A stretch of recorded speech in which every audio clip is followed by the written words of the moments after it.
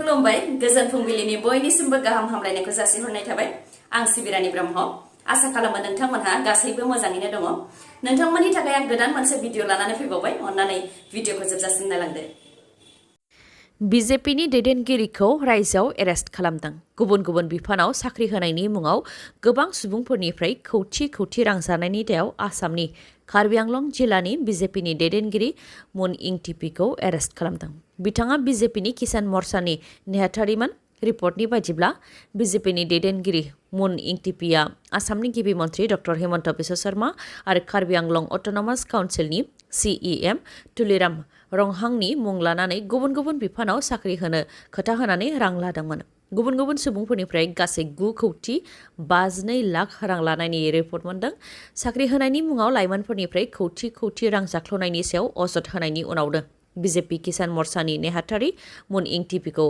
कार्बि आंलं पुलिसा एरेस्ट खालामदों आरो बेनि उनावनो बिथांखौ बिजेपि किसान मर्चानि नेहाथारिनि बिबाननिफ्रायबो बोख्लायदों नोंथाङाबो दायनि फोथायो नामा दायनिनि सन्देहआव सासे आइजोखौ लाजिनांथावै साजा होनाया सोराङाव फैदों आइजोनि गाननाय जोमनायखौ खावसे गैया खालामनानै दायनानि सन्देहआव साजा होदों बे जाथाया धेमाजि जिल्लानि सिसि बरगाव पुलिस थानानि सिङाव थानाय बरलुं ओनसोलाव जादों दीपान्जलि मुंनि आइजोखौ दायनिनि सन्देह खालामनानै ओनसोलनि माखासे सुबुंफोरा हमदों बेनि उनाव बिथांनि गाननाय जोमनायखौ खावसे गैया खालामनानै आखाइ आथिंखौ दुरुंजों खानानै लावथि सिबै गामियाव फिदिंदों दीपान्जलिखौ दुथांफोरनि लावथि सिबनायजों जोखोम जानो गोनां जादों दीपान्जलियाबो उनाव बिथांखौ नखरनि सुबुंफोरा खुनुरुखुमै रैखा खालामनानै धेमाजिनि देहा फाहामसालियाव थिसनदों नाथाय मोजां फाहामथायनि गोनांथि जानायलाय डिब्रुगड़ देहा फाहामसालियाव थिसननो गोनां जादों नखरनि सुबुंफोरा फोरमायथिनाय बायदिब्ला सिलाफोथार पुलिस थानानि सिङाव थानाय बालिजान गामिनि बलराम मिसंनि फिसाज्ला गुकुल मिसंजोंसो हानि जेंना दंमोन बे हानि जेंनाखौ लानानैनो गोबां हाराहास्रि खालामबोदोंमोन जायखौ पुलिसनोबो मिथिहोनाय जाखादोंमोन नाथाय पुलिसा बेनि सायाव जेबो गोसो होबोआखैमोन दा बे हानि जेंनाखौ लानानैनो गुकुल मिसं आरो बिथांजों लोगोसे माखासे सुबुंफोरा लोगो नांनानै दीपान्जलिनि सायाव दायनिनि गाब फोनानै लाजिनांथावै साजा होदों बेबायदि जाथाय जानायनि उनाव दीपान्जलिखौ न'फारसे लांफिननायाव जेंना मोननो गोनां जादों बेनिखायनो आसामनि गिबि मन्थ्रि डक्टर हेमन्त बिश्व शर्मा DGP आरो धेमाजिनि SPआ जाहाथे मदद होयो बेनि थाखाय खावलायहरदों नखरनिफोरा गुबुन फारसेथिं बे जाथायखौ लानानै पुलिस थानायाव FIR होनाय जाबायबो होननानै फोरमायथिदों नखरनिफोरा गुवाहाटीआव मोनसे जाब्रबथाय जादों दैनि मोनसे गेदेर पाइपआ बायनायजों ओनसोलनि सुबुंफोरनि थाखाय गिथावना महर जादों जायजों सासे सुबुंनि जिउबो खहा जादों आरो गोबां खहा जादों गुवाहाटीनि खारगुली जयपुर चौकआव जादों बे जाथाया दै जगायथाय होनो थाखाय दै जगायथायनि खामानि जागासिनो दंमोन बेयावनो पाइपआ गावनायलाय दैया पाइपनिफ्राय 40-45 फिट गोजौसिम थांनानै सुबुंफोर थानाय न' बांफोराव गोग्लैहैदों जोबोद गोख्रों खारथाय गोनां दैया सुबुंफोरनि न' बाङाव गोग्लैहैनायजों माखासे सुबुंफोरनि न' बांफोरा थेर बेथेर जादों मटर साइकेलफोरा बुखारलांजादों आरो साखा खब्रै गारिफोरनि ग्लासफोराबो थेर बेथेर बायदों बेबायदिनो गिथावना दैबाना बायदि मोनसे थासारि जादों जायनाखि बे जाथाय जानाय जायगाया हाजो ओनसोल बेनिखायनो बांसिनै खहा जादों आरो दैनि दाहारा बांसिन गोख्रों जानो खाबु मोनदों बे जाथायाव सासे बैसो जानाय आइजोनिबो जिउ खहा जानो गोनां जादों मुङा सुचित्रा राभा बिथांनि जिउ गोमानायनि अनगायैबो 3 सुबुंफोराबो जोखोम जादों जायखौ GMCH देहा फाहामसालियाव फाहामथायनि थाखाय थिसनथाय होनो गोनां जादों दिनै हायार सेकेन्डारि आनजादनि फिथाइ फोसावगोन होननानै नोंथाङा खौरां मोनदों नामा जुदि मोनदों बेयो नंखाय खौरां मानोना हायार सेकेन्डारि आनजादनि फिथाइया माब्ला फोसावजागोन बेखौ दासिम आसाम सोरखारनिफ्राय फोसावनानै होआखै नाथाय सोरबा सुबुङा डक्टर हेमन्त बिश्व शर्मानि मुङाव नंखाय टुइटार एकाउन्ट खुलिनानै दिनै हायार सेकेन्डारि आनजादनि फिथाइखौ फोसावगोन आरो फुंनि 10 रिंगायावनो फोसावगोन होननानै नंखाय फोसावदों बेबायदि नंखाय खौरां फोसावनाया आसामनि सोलोंथाइ बिफाननि मन्थ्रि डक्टर रनज पेगुनि नोजोरावबो गोग्लैदों बेनिखायनो बिथाङाबो हायार सेकेन्डारिनि फिथाइखौ लानानै नंखाय खौरां गोसारनायनि सायाव टुइट खालामनानै फोरमायफिनदों आरो रिजाल्ट होनाय होयिनि सायाव मिथिनो थाखाय ahsec.assam.gov.in आव थांनानै नायनो थाखायबो बिथोन हरदों रायजोआव फिन हानजा जिनाहारि जाथाय 14 बोसोर बैसोनि उन्दै हिन्जावसाखौ दैखांनानै लांनानै हानजायै जिनाहारि खालामहैदों बे मुगैथाव जाथाया आसामनि काछार जिल्लानि सिलचराव जादों फोरमायथिनाय बायदिब्ला सौरभ देबनाथ सन्जय सूत्रधर आरो मिथुन दास मुंनि साथाम दुथांफोरा सिलचरनि राजा लामानिफ्राय 14 बोसोर बैसोनि उन्दै हिन्जावसाखौ गुबुनाव लांखारदों। बेनि उनाव हानजा जिनाहारि खालामनानै अखानायै हरनि समाव लामायाव गारनानै गालांदों। हरनि समाव पुलिसनि मोनसे हानजाया पेट्रलिं खालामबाय थानाय समावसो हिन्जावसा गथ'खौ लामायाव मोननो हादों। बेनि उनाव पुलिस थानायाव लांनानै सोंनाय फिननाय लाहैदों, जेराव जाथायनि सोमोन्दै गासैबो खोथाखौ फोरमायथिनानै होदों उन्दै हिन्जावसाया। जाथायनि सोमोन्दै पुलिसनि हानजाया मिथिनो मोननायनि उनावनो साथाम दायनिगिरिफोरखौ हमनो हादों पुलिसा। बेनि उनाव उन्दै हिन्जावसाखौ हानजा जिनाहारि खालामनायनि दायाव पक्स' एक्टनि सिङाव दुथांफोरनि हेंथायै केस रेजिस्टार खालामदों।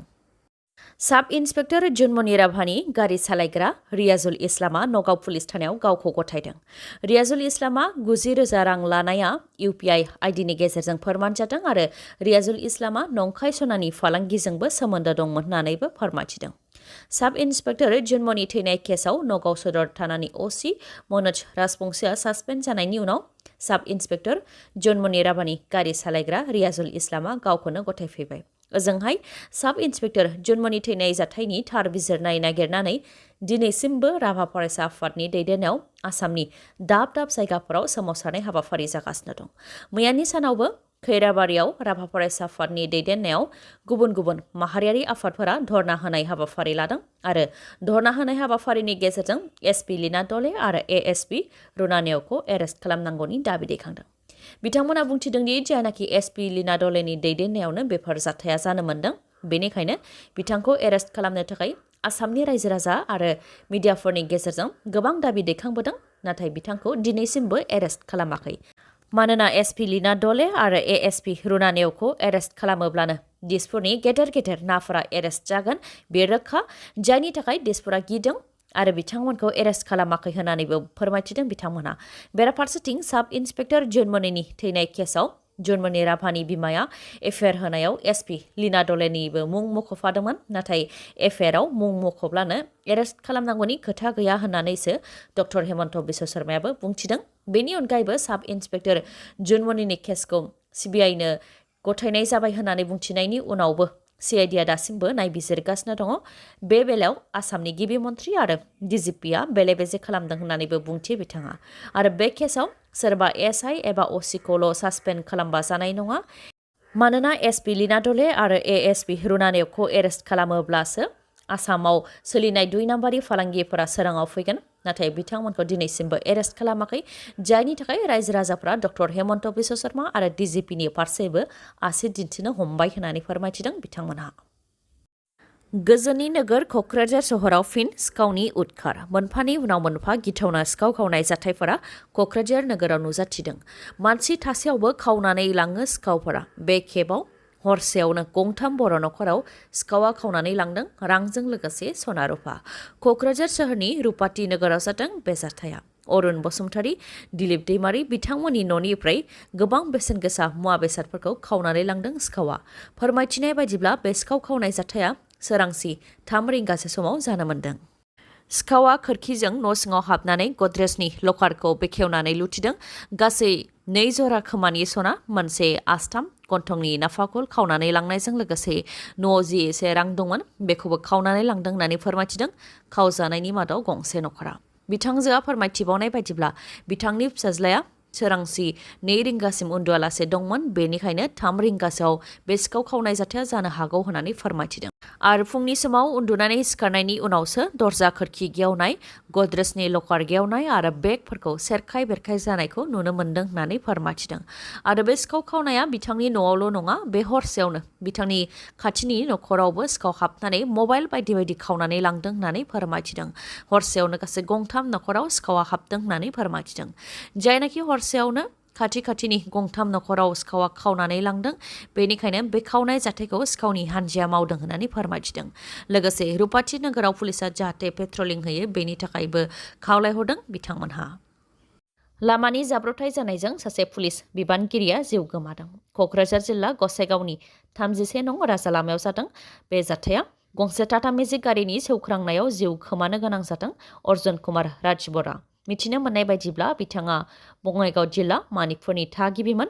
छुट्टी जोबखांनायनि उनाव डिउटियाव जइन जानो थाखाय बिथाङा न'निफ्राय ओंखारबोदोंमोन। बेयावनो सानजौफु 12 रिंगासो समाव बिथाङा लामायाव जाब्रबथाय जादों। गोब्राब जोखोम जानायनि थाखाय बिथांखौ आरएनबि देहा फाहामसालियाव थिसननाय जादोंमोन, नाथाय बिथाङा जोबथा हां लादों।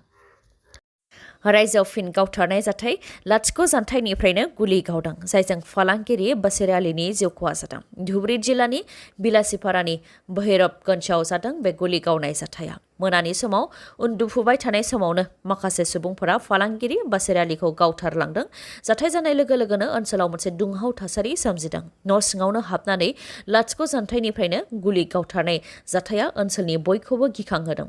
रैखाथि गैयैखौ मोनदांदों रायजो राजाफ्रा। बेनिखायनो पुलिस प्रशासना जाहाथे गोख्रों जायो बेनि थाखाय दाबि दैखांदों।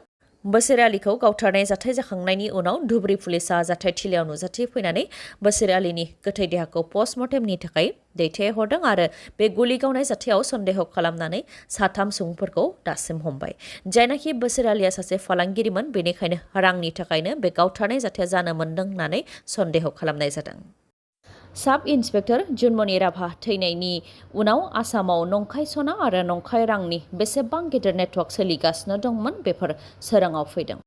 दासान्दि सानफ्रामबो नंखाय सना आरो नंखाय रां बिलाइनि फालांगिजों लोब्बा थानाय गोबां सुबुंफोरानो पुलिस थानाफोराव गाव गावखौ गथायफैदों। सनितपुरनि चारिदुवारावबो सा6 नंखाय सनानि फालांगिजों लोब्बा थानाय सुबुंफोरा गाव गावखौनो गथायफैदों। चारिदुवार थानानि असि बिथाङा फोरमायथिनाय बायदिब्ला आयेन बेरेखा खामानियाव दा एबा सिगां सोमोन्दो दंमोनब्ला गाव गावखौ गथायफैनो थाखाय मोनसे खाबु होनाय जादोंमोन। बे लेखायैनो आयेन बेरेखा फालांगि खालामनायजों सोमोन्दो थानाय सा6 सुबुंफोरा गाव गावखौ गथायफैदों आरो आद्रा थानाय सुबुंफोराबो गाव गावखौ गथायफैबावगोन आरो बेनि सायाव राहा लानाय जागोन होननानै फोरमायथिदों असि बिथाङा। दिनैनि भिडिअआ एसेनोसै। गाबोन आरो गोदान भिडिअजों लोगो मोनफिनबावगोन। नोंथाङा दासिमबो आंनि चेनेलखौ साबस्क्राइब खालामाखैबा अन्नानै साबस्क्राइब खालामदो, लोगोसे लाइक, कमेन्ट आरो शेयार खालामनो दाबाव। गोजोन्थों।